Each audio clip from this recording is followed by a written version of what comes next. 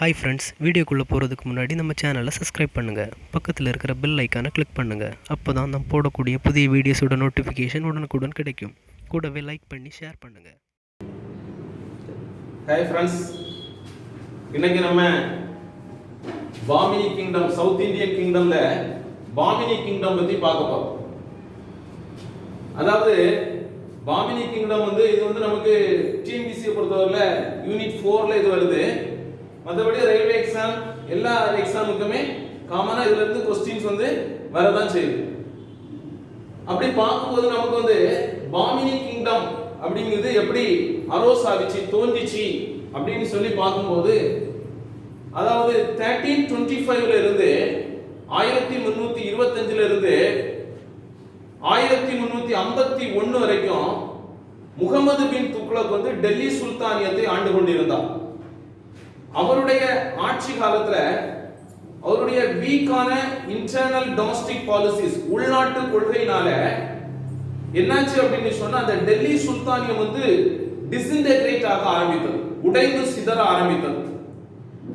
குறிப்பாக சவுத் இந்தியாவில் இரண்டு பெரும் அரசுகள் அவருடைய வீக்கான பாலிசியை பயன்படுத்தி உருவாக்கின. ரொம்ப இம்பார்ட்டன்டான கிங்டம். அதுல விஜயநகர் பேரரசு ரொம்ப இம்பார்ட்டன்டானது. அதை பத்தி எக்ஸாம் பாயிண்ட் ஆஃப் வியூல கூட அது ரொம்ப முக்கியமானது. பாமினி சுல்தானியம், அதே போல விஜயநகரை போல பாமினி சுல்தானியமும் சவுத் இந்தியாவில் தோன்றிய ஒரு கிங்டம். அதாவது எந்த பகுதி அப்படின்னு சொன்னா, இப்ப இருக்கக்கூடிய மகாராஷ்டிரா, அதே போல மகாராஷ்டிராவுடைய ஒரு பகுதி, கர்நாடகாவுடைய வடக்கு பகுதி, ஆந்திராவுடைய மேற்கு பகுதி, வடக்கு ஆந்திராவுடைய மேற்கு பகுதி, இதெல்லாம் கொண்டு உருவான ஒரு கிங்டம் தான் பாமினி அரசு. அதாவது முகமது பின் துக்ளக்கினுடைய ஒரு ஆளுநராக சவுத்ல டெக்கான் ரீஜியன்ல இருந்தவர் தான் அதை உடைத்து என்ன பண்ணாரு, இந்த பாமினி கிங்டமை உருவாக்கினார். அதை உருவாக்கியது யாரு அப்படின்னு சொன்னா, ஹசன் கங்கு பாமினி சொல்லக்கூடியவர் குல்பர்காவை தலைமையிடமாக கொண்டு உருவாக்கினார். குல்பர்காவை தலைமையிடமாக கொண்டு உருவாக்கினார். இந்த ஹசன் கங்கு பாமினிக்கு அலாவுதீன் ஹசன் பாமன் ஷா அப்படின்னு சொல்லி ஒரு பெயரும் உண்டு. அலாவுதீன் ஹசன் பாமன் ஷா என்று ஒரு பெயரும் உண்டு. இந்த ஹசன் கங்கு பாமினி காலத்துல, அதனுடைய கான்டெம்பரரி பீரியட்ல, சமகாலத்துல தோன்றி இருந்த ஒரு தென்னிந்திய அரசு எதுன்னு சொன்னா விஜயநகர அரசு. அது ஒரு ஹிந்து கிங்டம். இந்த ஹசன் கங்கு பாமினி தோற்றுவித்த பாமினி கிங்டம் ஷியா முஸ்லிம்களுடைய அரசு. பொதுவாக நார்த் இந்தியாவை, வட இந்தியாவை ஆட்சி செய்தவர்கள் டெல்லி சுல்தானியமாக இருக்கலாம், அதற்கு பிறகு வந்த முகலாயர்களாக இருக்கலாம். எல்லோரும் முஸ்லிம், இஸ்லாம்ல சன்னி பிரிவை சேர்ந்தவர்கள், முஸ்லிம்கள்ல சன்னி பிரிவை சேர்ந்தவர்கள்.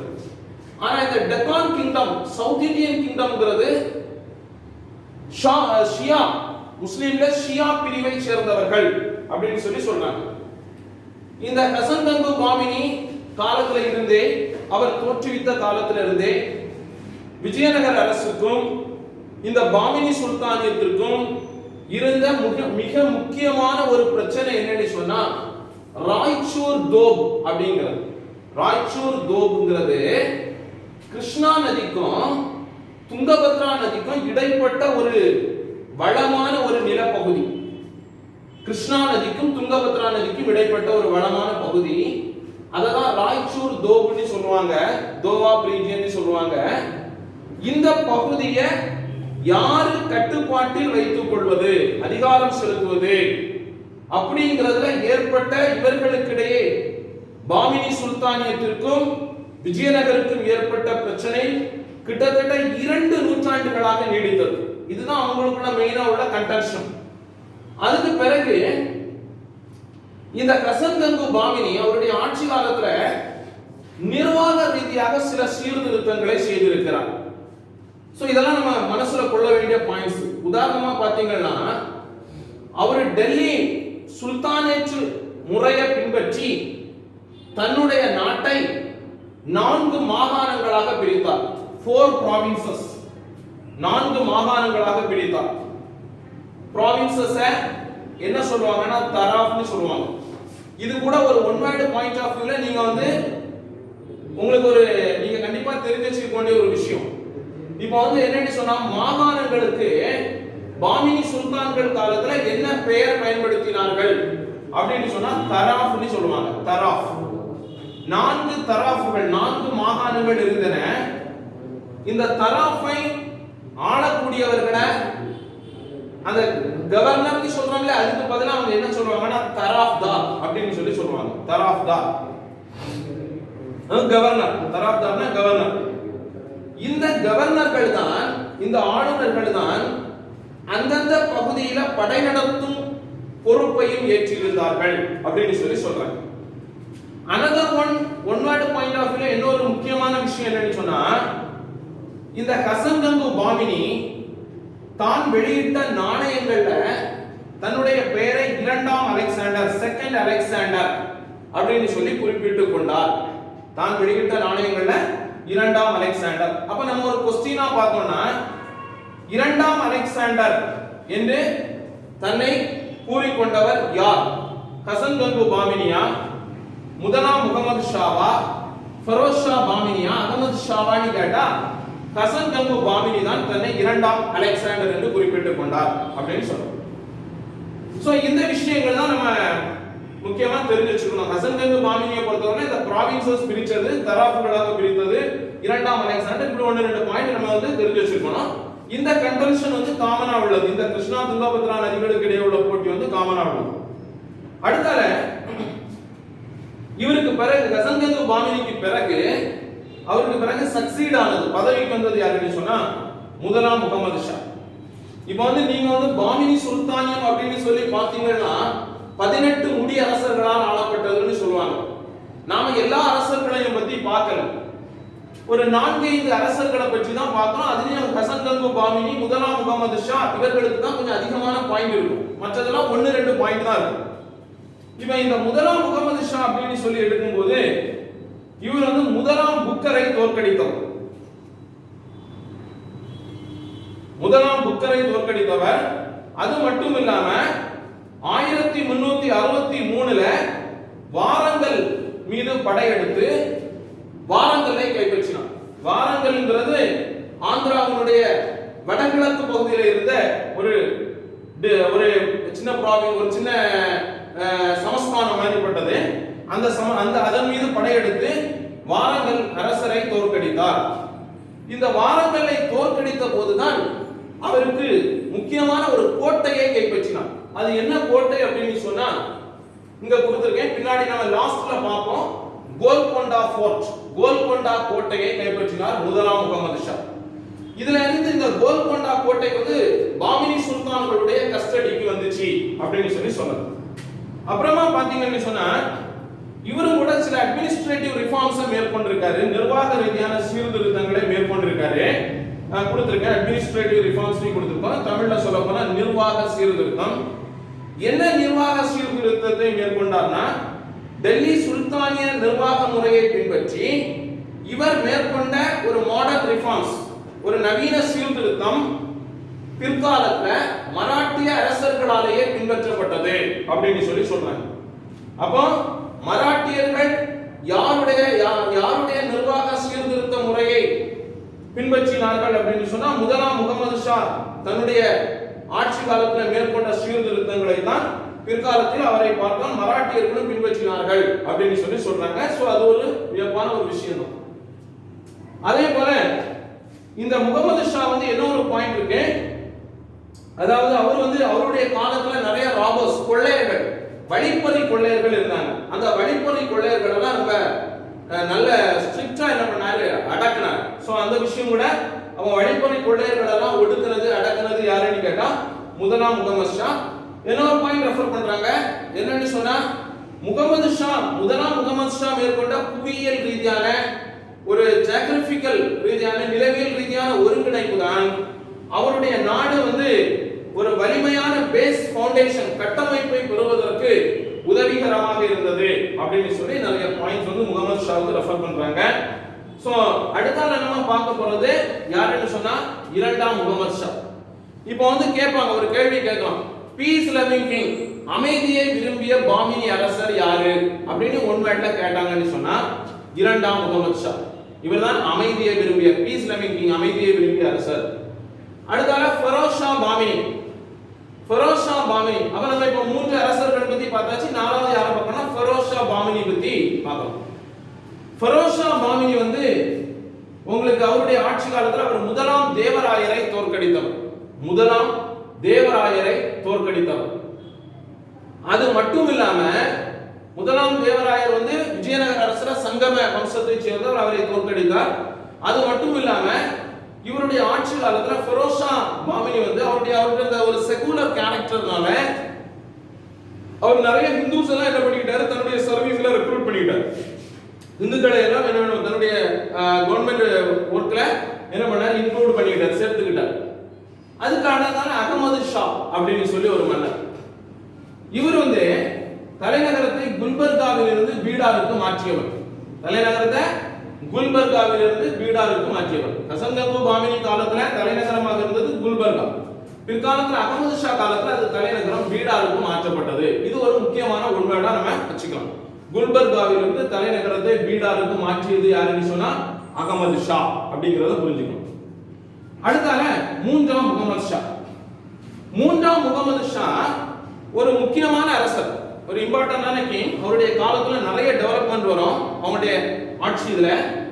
ஆனாலும் அவரை பத்தி பெருசா ரெஃபர் பண்றதுக்கு பெரிய பாயிண்ட்ஸ் ஒன்றும் இல்ல. அவருடைய ஆட்சி காலத்துல அவருக்கு ரீஜெண்டா யார் இருந்தா, அதாவது மூன்றாம் முகமது ஷாவுடைய அப்பா வந்து சிறு வயதிலேயே இறந்து போனதுனால மூன்றாம் முகமது ஷா வந்து ஜஸ்ட் 9 years old ஒரு பையனா இருக்கும்போதே அவர் என்ன பண்ணிட்டார், ஆட்சிக்கு வந்துட்டார். 9 வயசு இருக்கும்போதே அவர் ஆட்சிக்கு வந்துட்டார். அதனால அவருக்கு முகமது கவான் அப்படிங்கிறவரு ரீஜெண்டா இருந்தார். இந்த முகமது கவான் பத்தி நமக்கு நிறைய பாயிண்ட் இருக்கு. நமக்கு பொதுவா பாமினி சுல்தானியம் எடுத்தாலே முகமது கவான் பத்தி தான் என்ன பண்ணுவாங்க, கேள்வியில கேட்பாங்க. அல்லது முகமது ஷா இல்ல ஹசன்கங்கு பாமினி, இந்த மாதிரி ஒரு சிலர் தான் கேள்வி அடிக்கடி இருக்கும். இந்த முகமது கவான் பத்தி பாத்தீங்கன்னு சொன்னா ஆக்சுவலி ஒரிஜினலி அவருடைய நேம் வந்து என்னன்னு சொன்னா பெயர் வந்து முகமது தான். ஆனா அவருடைய நேட்டிவ் பிளேஸ், அவருடைய சொந்த ஊர் எங்கன்னு சொன்னா பெர்ஷியா, பாரசீகம்னு சொல்றாங்க இல்லையா, அதாவது இப்ப இருக்கக்கூடிய ஈரான் நாட்டோட கவான் என்ற ஊரு. அவர் அங்க இருந்து வணிகத்திற்காக என்ன பண்ணுவாரு, பாமினி சுல்தானியத்திற்கு வருகிறார்.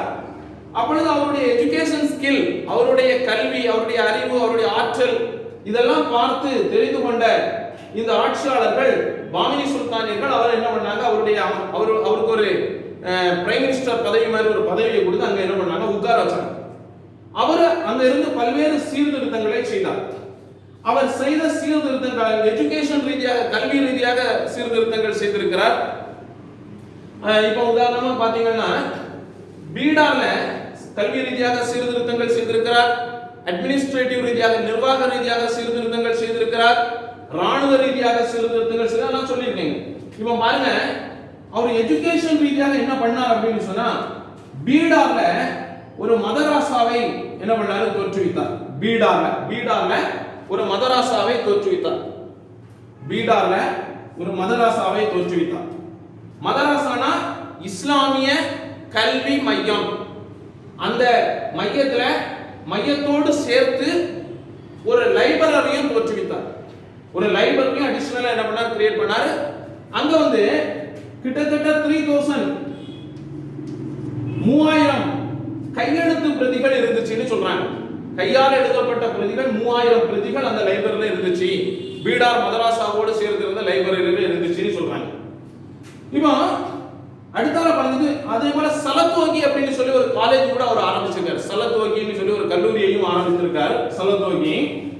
அடுத்தால அவர் மேற்கொண்ட ராணுவ சீர்திருத்தம் அப்படின்னு பார்க்கும்போது அவருடைய ஆட்சி காலத்துல பாரசீகத்துல இருந்து, பெர்ஷியாவில இருந்து வேதியியல் அறிஞர்களை எல்லாம், அதாவது கெமிஸ்ட்ரியில நல்ல நாலேஜ் உள்ளவங்க எல்லாம் கூட்டிட்டு வந்து அவங்கள வச்சு வெடிமருந்து தயாரிக்கும் கலையையும் அதை பயன்படுத்தும் முறையையும் அவருடைய நாட்டில் இருந்த அந்த பாமினி வீரர்களுக்கு என்ன பண்ணார், கற்றுக் கொடுத்தார். அதே போல அட்மினிஸ்ட்ரேஷன் ரீதியா அவர் என்ன ரிஃபார்ம்ஸ் மேற்கொண்டார் அப்படின்னு சொன்னா, நம்ம ஏற்கனவே பார்த்தோம் கசங்கந்து பாமினி காலத்துல அவர் ஒரு நிர்வாக ரீதியான சீர்திருத்தமாக ப்ராவின்சஸ் 4 ப்ராவின்சஸ் அவர் உருவாக்கி இருந்தார், 4 ப்ராவின்சஸ்.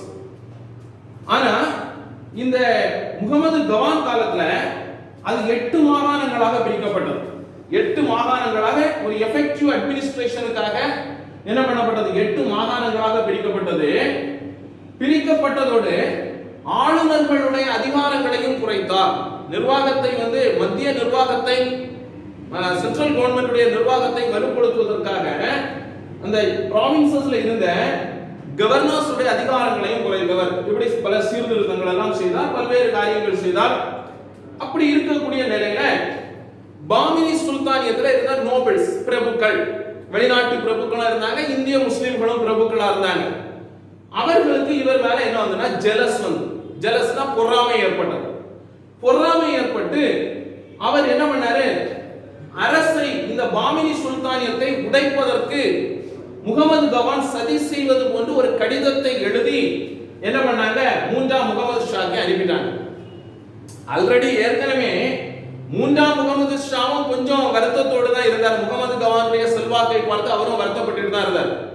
சோ இதையெல்லாம் பயன்படுத்தி கொண்ட இந்த பிரபுக்களுடைய சதி எல்லாம் சேர்ந்து 3ஆம் முகமது ஷா 1481 என்ன பண்ணாரு, முகமது கவான என்ன பண்ணிட்டாரு, கொன்னுட்டார்.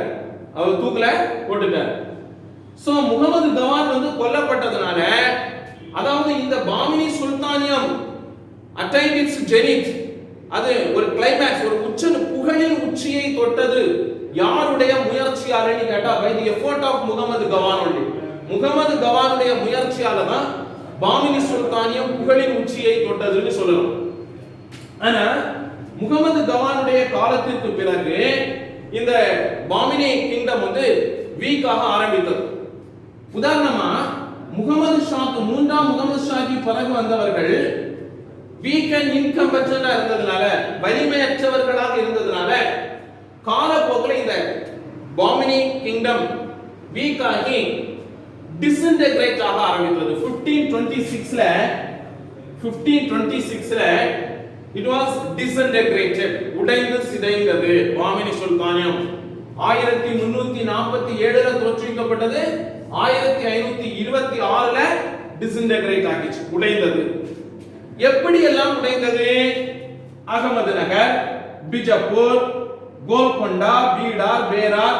நீங்க என்ன ஆல்பபெட்டிக் ஆர்டர்ல படிக்கணும்னா இப்படி படிச்சுக்கலாம். அகமது நகர், பீடார், பிஜப்பூர் அப்படி எல்லாம் படிச்சுக்கலாம். எப்படி வேணாலும் வரிசையா படிச்சுக்கலாம். ஆல்டர்னேட்டிவ் பண்ணீங்கன்னா அகமது நகர், பிஜப்பூர், பீடார், பேரார், கோல்கொண்டா என்று 5 சிற்றரசுகளாக பிரிந்தது.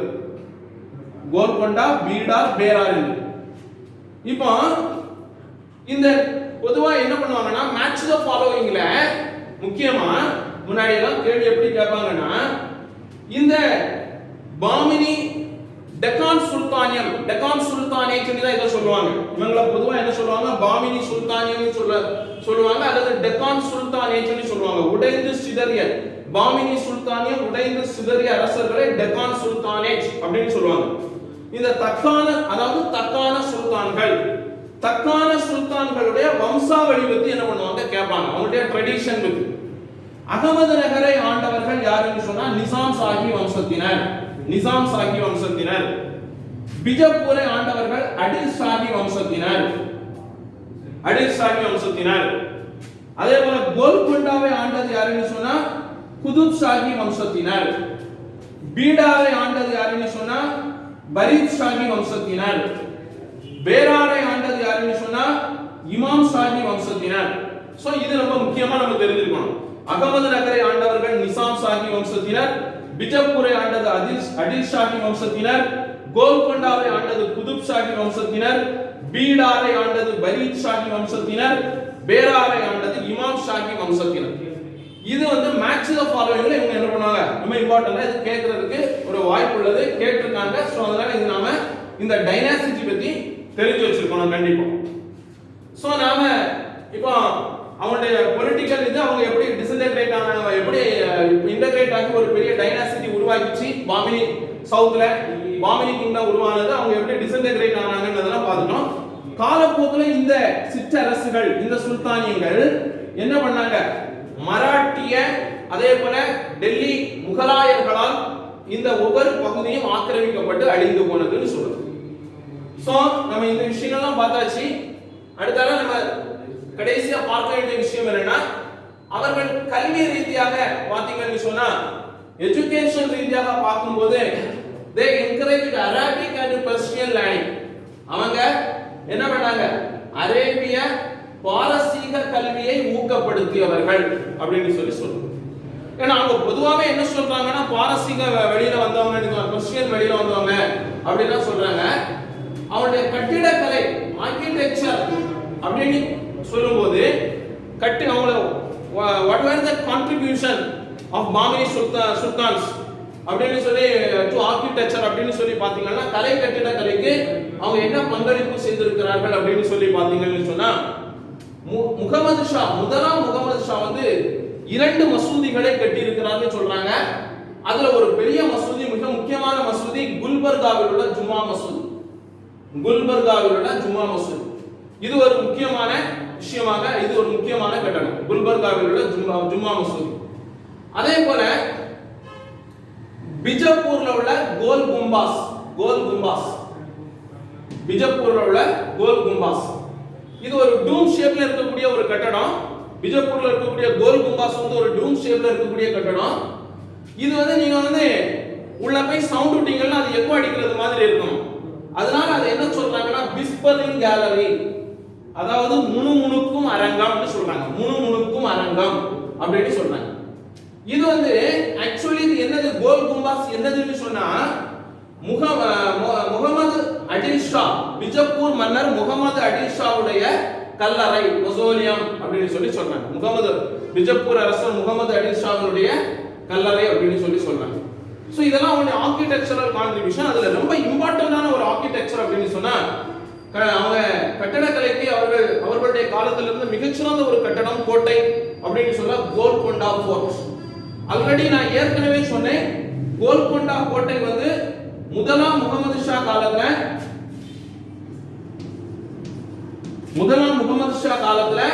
என்ன பண்ணப்பட்டது, வாரங்கல் அரசரை தோற்கடித்து கைப்பற்றப்பட்டது அப்படின்னு சொல்லி சொன்னேன். அதுல இருந்து அது வந்து பாமினி சுல்தான்கள் கைவசம் தான் இருந்து வந்தது.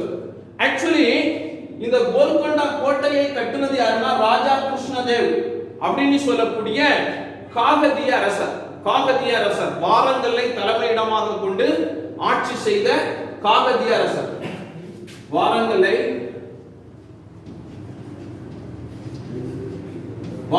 தலைமையிடமாக கொண்டு ஆட்சி செய்த காகதிய அரசர்.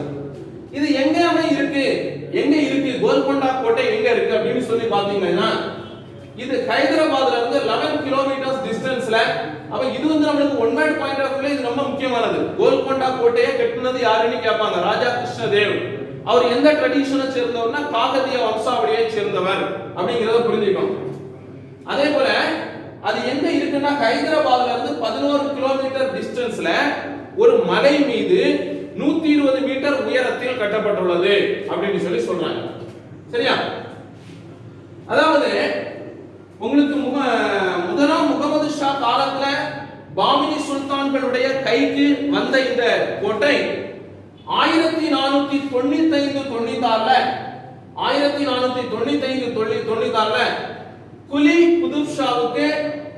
குலி குதுப்ஷாஹி வம்சத்தினர் யாரு நான் கொடுத்திருக்கேன். கோல்கொண்டாவை ஆண்டவர்கள் குதுப்ஷாஹி வம்சத்தினர். இந்த குலி குதுப்ஷா ஒரு கவர்னராக இருக்கிறாரு. அவருக்கு என்ன பண்றாங்க, ஜாகீராக கிடைக்குது. அதுக்கு அவருக்கு என்ன பண்ணுது, ஜாகீராக கிடைக்குது. அதுல இருந்து குதுப்ஷா அந்த குலி குதுப்ஷா வம்சத்தினற்ற அந்த கோட்டை வந்து என்ன பண்ணுது, பயன்பாட்டுக்கு வருது. அதாவது 17வது நூற்றாண்டு காலத்துல இந்த கோட்டை வந்து பாத்தீங்கன்னு சொன்னா, இந்த கோட்டை இருந்த பகுதி, இந்த ஆக்சுவலி இந்த குலு குதுப்ஷா என்ன பண்ணுவாருன்னா, இந்த கோட்டையை கருங்கற்களால் பலப்படுத்தினார் அப்படின்னு சொல்றாங்க. கிரானைட் ஸ்டோனால, கருங்கற்களால பலப்படுத்தினார்னு சொல்றாங்க. அந்த கோட்டை இருந்த பகுதிக்கு முகமது நகர் என்று பெயர் மாற்றம் செய்யப்பட்டது. அந்த கோல்கொண்டா கோட்டை இருந்த பகுதிக்கு என்ன சொன்னாங்க, முகமது நகர் அப்படின்னு சொல்லி பெயர் மாற்றம் செய்யப்பட்டது. 17ஆம் நூற்றாண்டு காலத்துல இந்த கோட்டை இருந்த பகுதி ஒரு மிகப்பெரிய ஒரு வணிக சந்தையாக, ஒரு மார்க்கெட்டாக அது பரிணமித்தது, டெவலப் ஆகிச்சு. வைர சந்தையாக இங்க வைரங்கள் பரிமாற்றங்கள் செய்யப்பட்டன, வர்த்தகம் செய்யப்பட்டது. குறிப்பாக நான் கொடுத்திருக்கேன் கோஹினூர் டைமண்ட். கோஹினூர் டைமண்ட் போன்ற மிகச்சிறந்த வைரங்களை உலகிற்கு தந்தது எந்த பகுதி? இதுதான், இந்த கோல்கொண்டா பகுதியில இருந்து அந்த சந்தை தான். ஆக்சுவலி இந்த கோஹினூர் டைமண்ட் அன்எர்த்தன்ட் பண்ணப்பட்டது, தோண்டி எடுக்கப்பட்டது என்னன்னு சொன்னா காகதிய ஆட்சி காலத்துல தான். உங்களுக்கு காகதியர்களுடைய ஆட்சி காலத்துல தான் அது அன்எர்த்தன்ட் பண்ணப்பட்டது. அந்த கிருஷ்ணா நதிக்கரையில அது ஒரு பாயிண்ட் உண்டு, கொஞ்சம் மனதார இருக்கு. கோஹினூர் டைமண்ட் அங்க இருந்து எடுக்கப்பட்டது. இந்த கோல்கொண்டா கோட்டையினுடைய உயரமான பகுதி, அதனுடைய டாப் மோஸ்ட் பார்ட் என்ன சொல்லுவாங்கன்னா, உயரமான பகுதியை பாலாஹிசார் அப்படின்னு சொல்லுவாங்க. கண்டிப்பா இதெல்லாம் நம்ம தெரிஞ்சு வச்சிருக்கணும். ஏன்னு சொன்னா இது உங்களுக்கு கோல்கொண்டா கோட்டை பத்தி நிறைய பாயிண்ட் ரெஃபர் பண்ணி கொடுத்திருக்காங்க இப்போ உள்ள ஸ்கூல் புக்ல. கோல்கொண்டா கோட்டையினுடைய உயரமான பகுதி எதுன்னு சொன்னா பாலாஹிசார் அப்படின்னு சொல்லுவாங்க. ஆக்சுவலி இந்த கோல்கொண்டா கோட்டை கூட நாம இந்த இதை பார்த்தோம். கோல் கும்பாஸ் எப்படி பிஜப்பூர் சுல்தானுடைய முகமது அடில் ஷாவுடைய கல்லறையாக மசோலியமாக இருக்கிறதோ, மசோலியம் சொன்னா ஒரு அழகான கல்லறை, அதே போல இது கூட குதுப் ஷாஹினுடைய கோல்கொண்டா கோட்டையில் யாருடைய கல்லறை இருக்கிறதுன்னு கேட்டா குதுப் ஷாஹினுடைய கல்லறை இருக்கிறது அப்படிங்கறத புரிஞ்சுக்கணும். குதுப் ஷாஹி மன்னனுடைய கல்லறை இருக்கிறது அப்படின்னு சொல்றாங்க. இதுக்கு இந்த கோல்கொண்டா கோட்டையினுடைய என்ட்ரன்ஸ் கேட், அதனுடைய வாசல் பகுதி என்ன சொல்றாங்கன்னா ஃபதே தர்வாசா அப்படின்னு சொல்லுவாங்க. ஃபதே தர்வாசா அப்படின்னு சொல்லுவாங்க. ஆக்சுவலி ஃபதேனாலே வெற்றி, ஃபதேனாலே வெற்றி, ஃபதே தர்வாசான வெற்றி நுழைவு வாயில் அப்படின்னு சொல்றாங்க. ஃபதே தர்வாசான வெற்றி நுழைவு வாயில் சொல்றாங்க. இந்த கோட்டை 1687ல அவுரங்கசீப்பால் முற்றுகையிடப்பட்டது. கிட்டத்தட்ட 8 months, 8 மாதங்கள் அவுரங்கசீப் என்ன பண்ணார், அதை முற்றுகையிட்டு இருந்தார். ஆனா அதை கேப்சர் பண்ண முடியல. அதுக்கு பிறகு அவுரங்கசீப் ஒரு கான்ஸ்பிரசி பண்ணினார், ஒரு சதி செய்தார். சதி செய்து அந்த கோட்டையினுடைய வாயில் காப்பாளருக்கு லஞ்சம் கொடுத்து அவன் என்ன பண்ணாரு, அந்த கோட்டையினுடைய வாசலை என்ன பண்ணாரு, திறந்து விடாததுனால கோட்டைக்குள்ள போய் அவுரங்கசீப் எல்லாத்தையும் இது பண்ணிட்டு அதை என்ன பண்ணிக்கிறார், அந்த கோட்டையை கேப்சர் பண்ணிக்கிறார். ஆப்கானிய வாயில் காப்பாளரின் துரோகத்தால் தான் அவுரங்கசீப் 1687ல கோல்கொண்டா போர்ட் கேப்சர் பண்ண முடிஞ்சு. சோ நம்ம பாமினி சுல்தானியை பத்தி பல்வேறு விதமான செய்திகள் நம்ம என்ன பண்ணிருக்கோம், பார்த்திருக்கோம். இந்த விஷயம் உங்களுக்கு இந்த வீடியோ பிடிச்சிருந்தா லைக் பண்ணுங்க. இது என்ன பண்ணுங்க, உங்களுக்கு அடுத்த வீடியோல நம்ம பல்வேறு விஷயங்கள் அடுத்த டாபிக்ல நம்ம என்ன பண்ணலாம் பார்க்கலாம். நன்றி.